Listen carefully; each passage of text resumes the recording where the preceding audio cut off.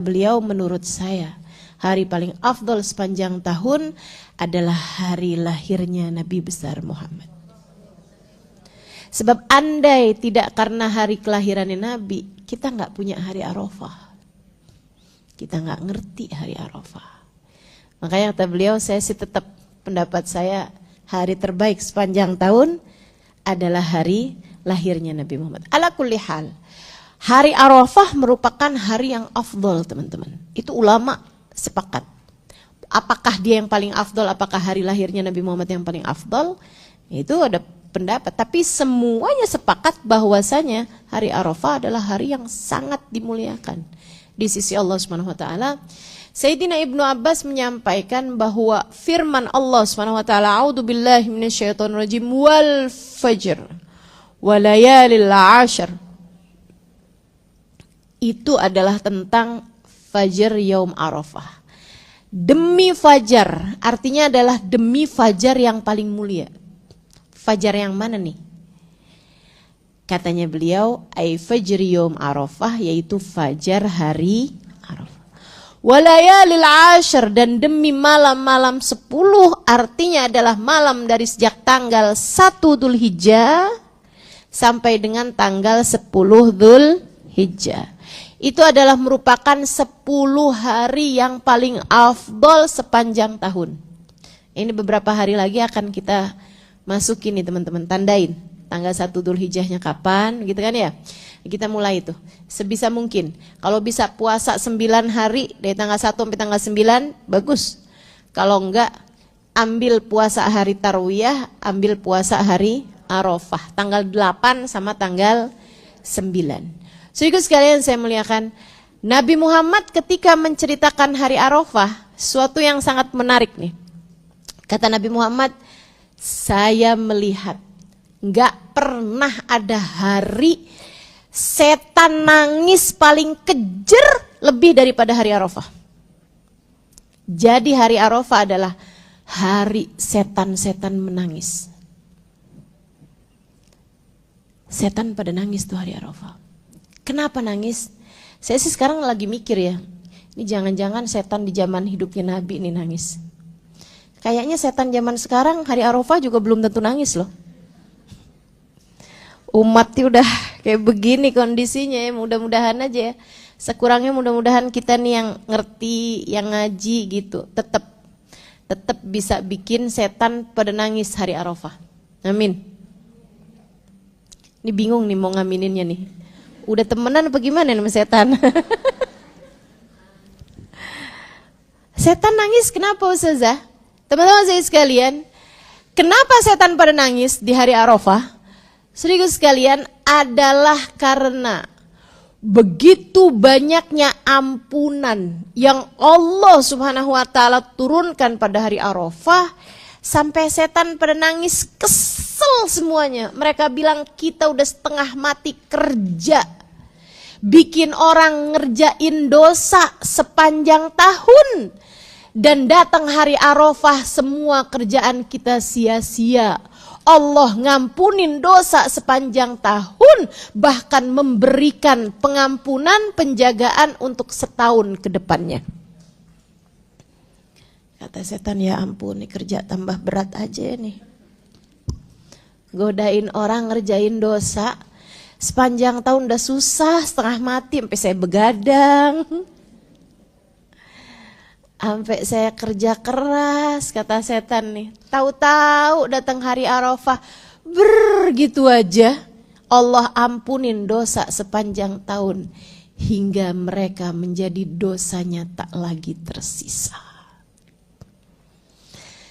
Tidak ada hari Allah menurunkan ampunan lebih banyak daripada pada hari Arafah. Buat orang yang hari itu sedang berada di padang Arafah, teman-teman saudaraku sekalian, itu sampai bikin Arafah begitu mereka tinggalkan, andai ini ya para wali-wali yang bisa ngelihat dengan jelas, itu mereka lihat Arafah bersih kecuali dari timbunan dan gunungan dosa-dosa yang mereka tinggalkan ketika mereka sesudah wukuf di Arafah. Innallaha qad ghafar liman waqafa bi Arafah qabla an yakhluq Arafah bi alfayam. Sesungguhnya Allah Subhanahu wa taala menetapkan bahwasanya Allah akan mengampuni dosa-dosanya orang yang wukuf di Arafah pada hari Arafah sebelum menciptakan Arafah 2000 tahun lamanya. Arafahnya belum diciptakan, Allah udah netepin siapa-siapa saja calon orang-orang yang wukuf di Arafah pada hari Arafah untuk melaksanakan ibadah haji. Semoga yang namanya belum tercatat di sana, maksudnya semoga yang belum nyampe ke sana, namanya sudah tercatat dalam catatan-catatan Allah suatu hari nanti akan wukuf di Arafah pada hari Arafah. Amin ya rabbal alamin. Itu hari Arafah. Saudaraku sekalian yang saya muliakan, jangan sampai nih kita datang hari Arafah kayak nggak ada apa-apa gitu. Jangan sampai ampunannya nggak berhasil kita dapatkan. Kalau ada orang gitu pas pembagian ampunan nggak dapet tuh kenapa? Ada yang jadi ampunan tuh turunnya kayak air dari langit juga teman-teman.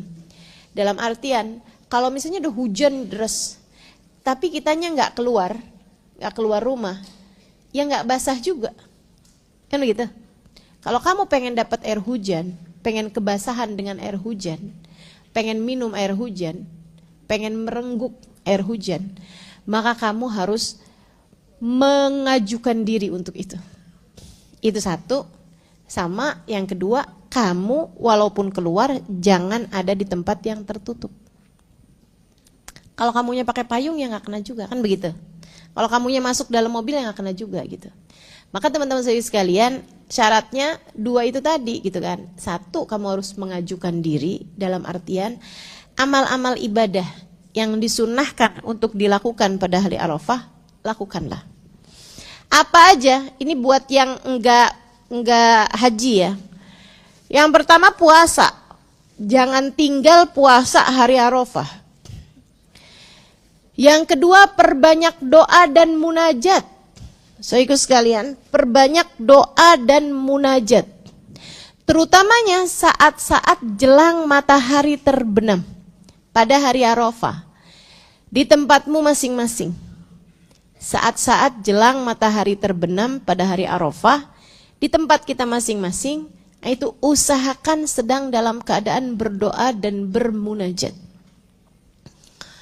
Doanya jangan hanya minta urusan dunia, tentu saja. Mintalah kepada Allah keridhaannya, mintalah kepada Allah surganya, mintalah kepada Allah husnul khatimah, mintalah kepada Allah keberkahan dalam kehidupan, minta sama Allah cintanya Allah, minta sama Allah cintanya Nabi Muhammad, minta sama Allah kehidupan yang berkah, ilmu manfaat, guru yang dapat membimbing. Ada banyak hal urusan kebaikan-kebaikan yang bisa kita minta kepada Allah Subhanahu wa taala, bukan sekedar urusan dunia. Enggak boleh ustazah minta urusan dunia. Boleh aja. Tapi jangan jadikan urusan duniamu itu prioritas.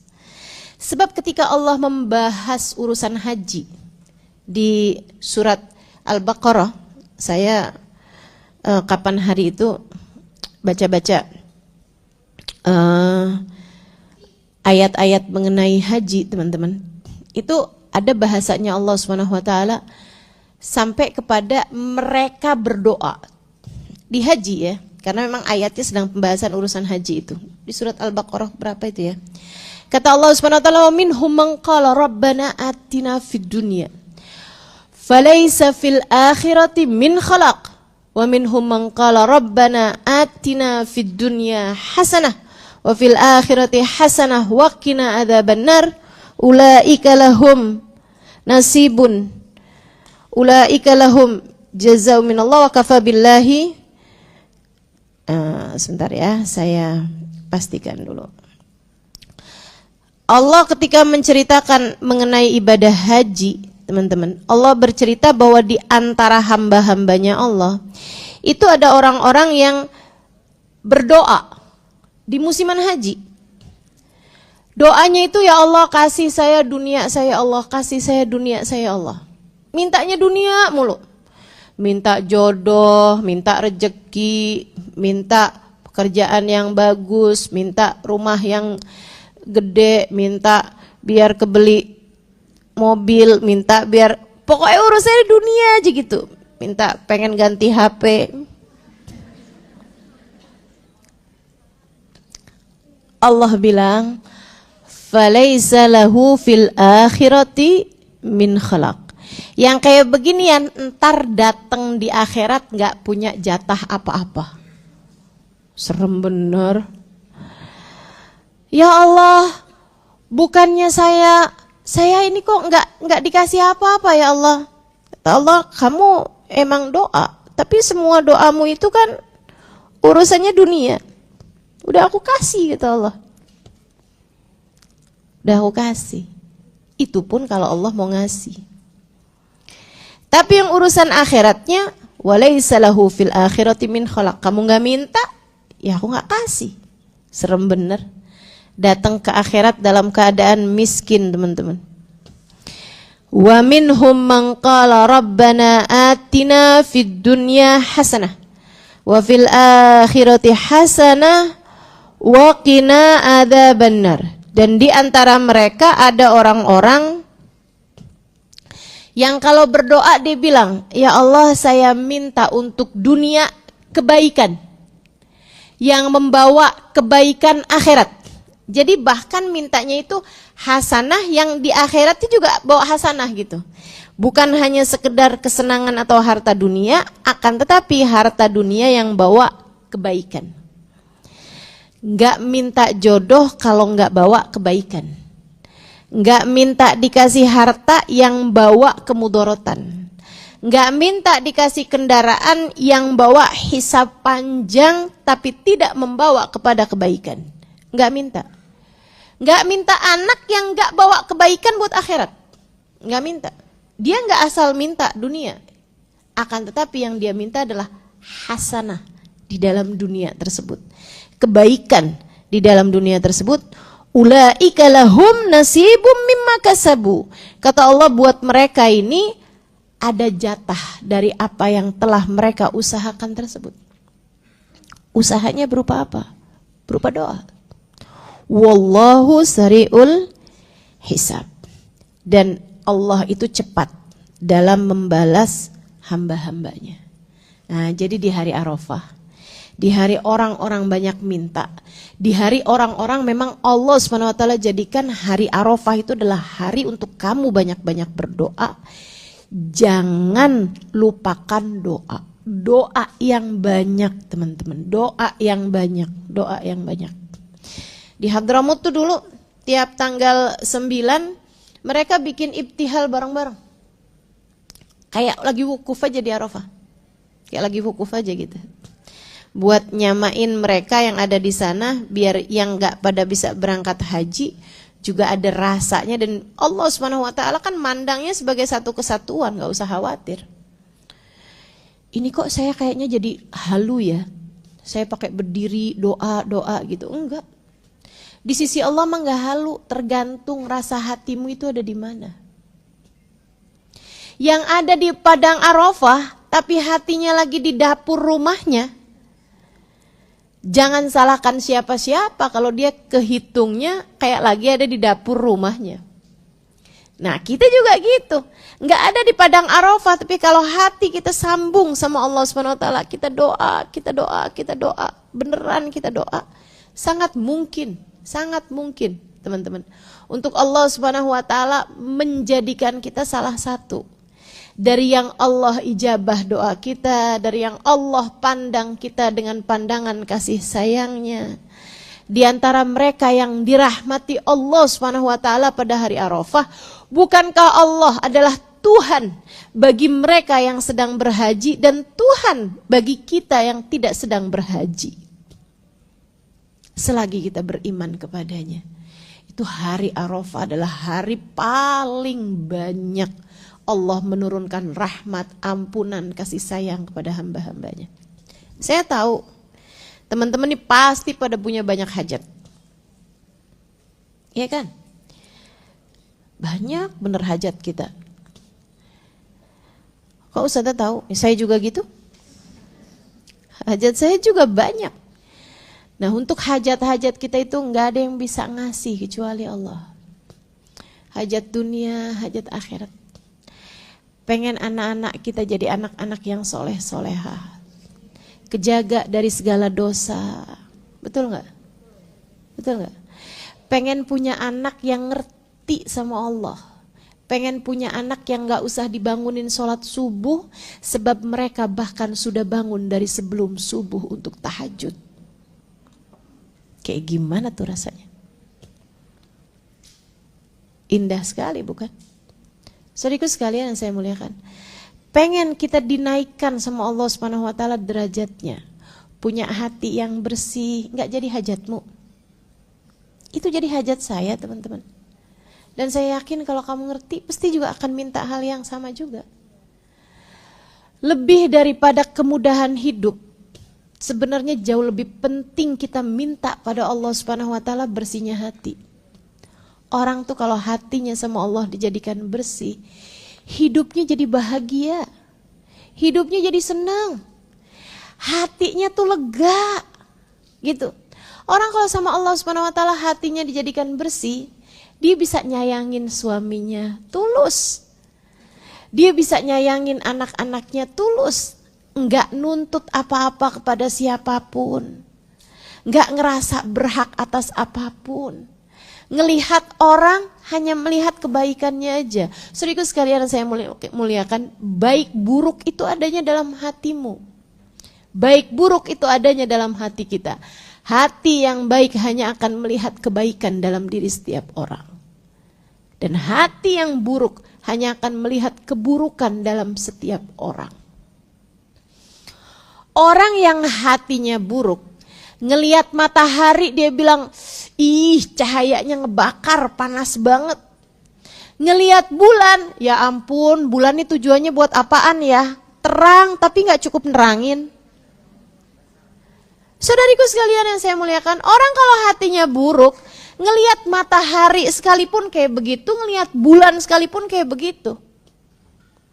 Tapi orang kalau hatinya bersih, gitu kan? Orang kalau hatinya indah, ngelihat matahari, apalah arti bumi tanpamu wahai matahari. Kan begitu. Orang kalau hatinya bersih ngelihat bulan, engkau menjadikan langit begitu indah dengan kehadiranmu. Masalahnya ada pada hati kita. Itu dia, orang yang hatinya bersih bahagia dimanapun kapanpun dia berada. Orang hatinya baik, hatinya indah, teman-teman saudariku sekalian, akan berbahagia dengan menyandang status apapun. Jomblo bahagia, menikah bahagia, suaminya meninggal menjanda bahagia, punya anak bahagia, nggak punya anak bahagia. Kenapa gitu? Hatinya Allah taruhkan kebahagiaan karena dia punya hati bersih, dia punya hati bagus. Dapat melihat keindahan Allah pada apapun dan siapapun yang dia lihat.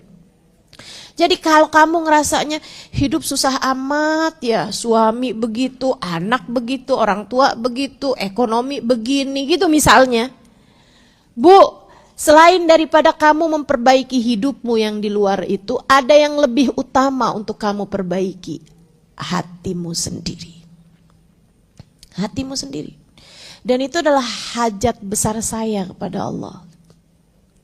Nih, hari Arafah saya tunggu-tungguin. Kenapa gitu? Mau doa yang banyak. Mau minta sama Allah Subhanahu wa taala, ya Allah, liatin hati saya ya Allah. Kayak katanya Imamul Haddad, qad ista'antuka rabbi ala mudawati qalbi wa halli uqdata karbi fanzur ilal ghammi yanjal. Ya Allah, aku minta tolong padamu ya Allah, tolong obatilah hati saya. Imamul Haddad, salah satu dari orang yang Allah karuniakan kebersihan hati. Saudaraku sekalian, saya pernah kepikir, kenapa Imamul Haddad bilang, qad ista'antuka rabbi ala mudawati qalbi gitu. Padahal hati beliau begitu bersihnya gitu. Ternyata artinya dua, teman-teman. Yang pertama, katanya guru saya Babah Nur, orang ulama tuh, itu kalau ngedoain sesuatu, seringkali beliau tidak sedang mendoakan dirinya sendiri, tapi mendoakan umat. Mereka tuh, kalau doa, ya Allah ampuni dosa-dosaku. Mereka seringkali udah dibuka hijab bahwa Allah memang mengampuni dosa mereka gitu. Ya Allah jauhkan saya dari siksa api neraka. Allah udah kasih jaminan surga buat mereka seringkali. Para wali-walinya Allah Subhanahu wa taala, teman-teman saudaraku sekalian. Kasih Allah Subhanahu wa taala. Kayak Sayyidina Abu Bakar, Sayyidina Umar, Sayyidina Uthman. Itu udah terang-terangan. Nabi Muhammad bilang Abu Bakar fil jannah, Umar fil jannah, Uthman fil jannah.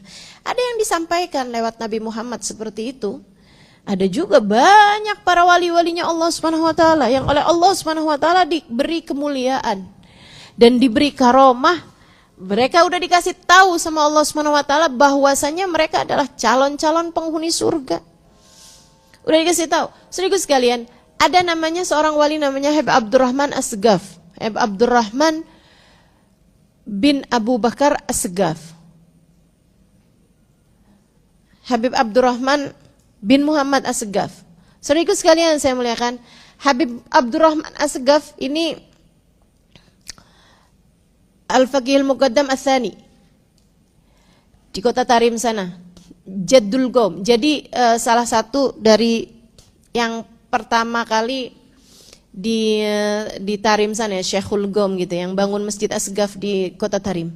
Teman-teman saya sekalian, itu pernah satu waktu anaknya tuh ada di dekatnya abahnya, terus dia bilang gitu. Anaknya namanya Habib Ali. Salah satu anaknya namanya Habib Ali, dia bilang, "Bah, abah wangi banget sih, Bah." Abahnya sambil senyum-senyum bilang, "Nak, coba nak, liatin. Abahmu ini yang wangi di bagian mana?" Dia ciumin tangan abahnya, "Enggak terlalu wangi, Bah. Wangi semua sih, cuma maksudnya bukan dari situ sumber wanginya gitu." "Enak banget sih, Bah, wanginya, Bah. Bah pakai apaan ini, Bah? Ya ampun, saya enggak pernah nyium wangi seindah ini, sewangi ini gitu."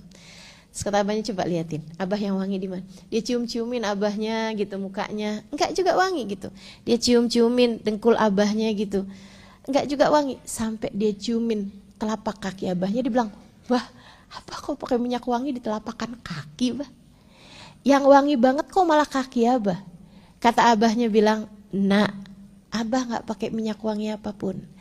Tapi baru saja Allah habis ajak abah jalan-jalan ke surga."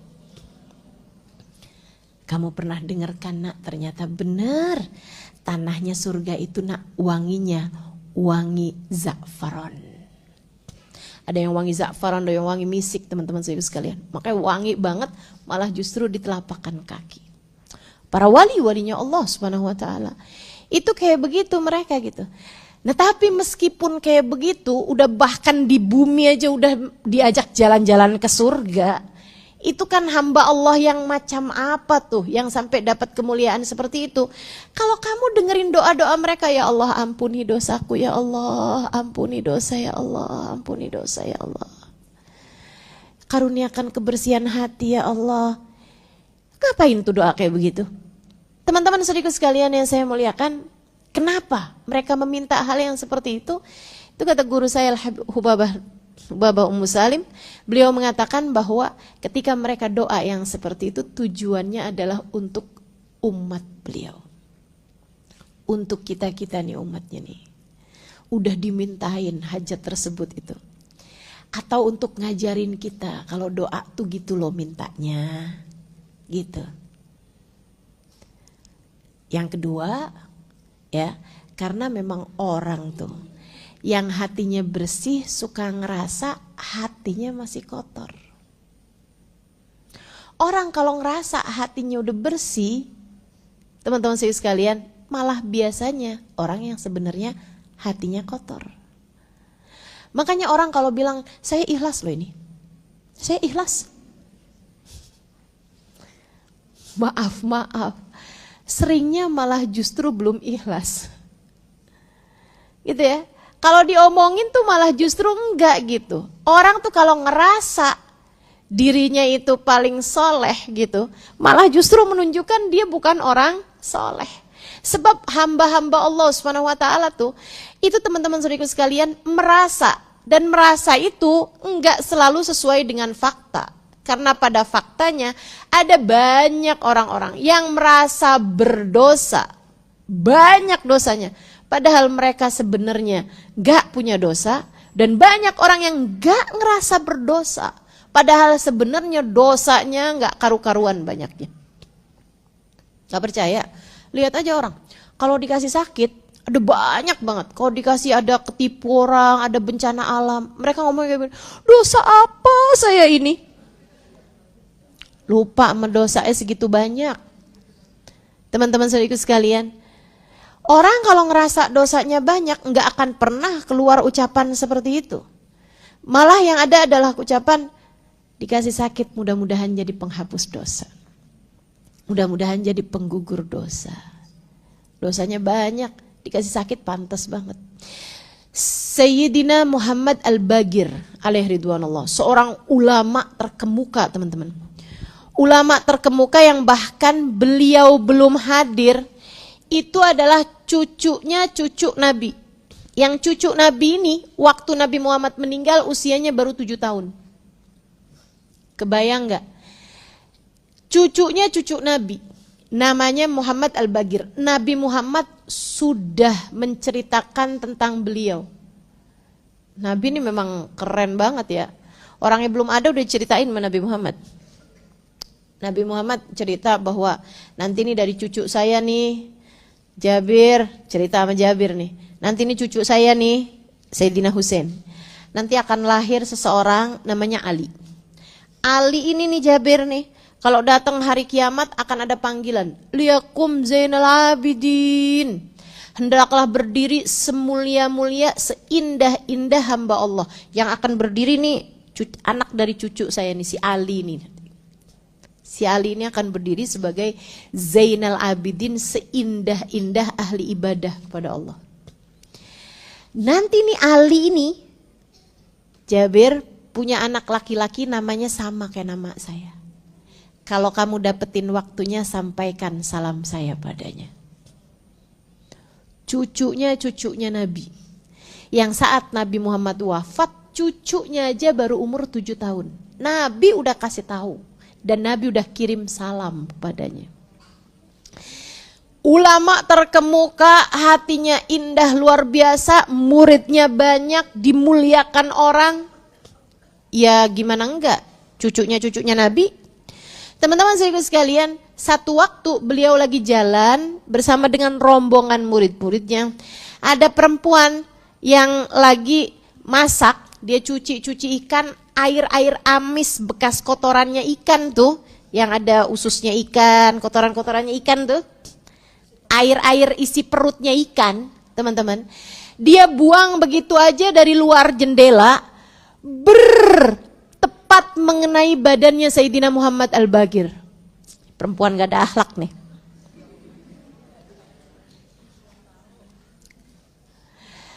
Begitu aja nyampe ke badannya Sayyidina Muhammad Al-Bagir. Saudaraku sekalian, itu murid-muridnya marahnya kayak apaan? Ya emang pantasnya juga begitu ya kan? Kalau ada sesuatu hal yang terjadi sama guru kita kan, walaupun beliaunya gak kenapa-napa kan, kita sebagai pecintanya kan nggak terima kan begitu ya. Itu bagian dari keimanan teman-teman, bagian dari cinta. Nah ini sementara beliaunya begitu itu beliau langsung senyumnya lebar sambil bilang Alhamdulillah. Muridnya pada heran gitu. Gimana Syekh? Alhamdulillah. Badan yang pantasnya kena api, sekarang Allah kenain air. Alhamdulillah. Makasih ya Allah.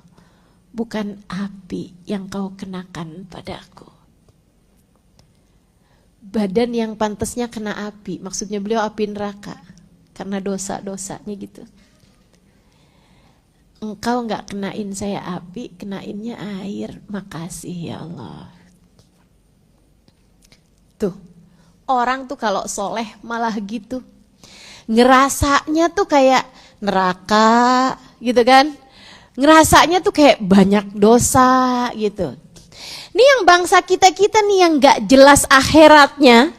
Ini yang suka, dia gak tahu siapa saya. Tuh.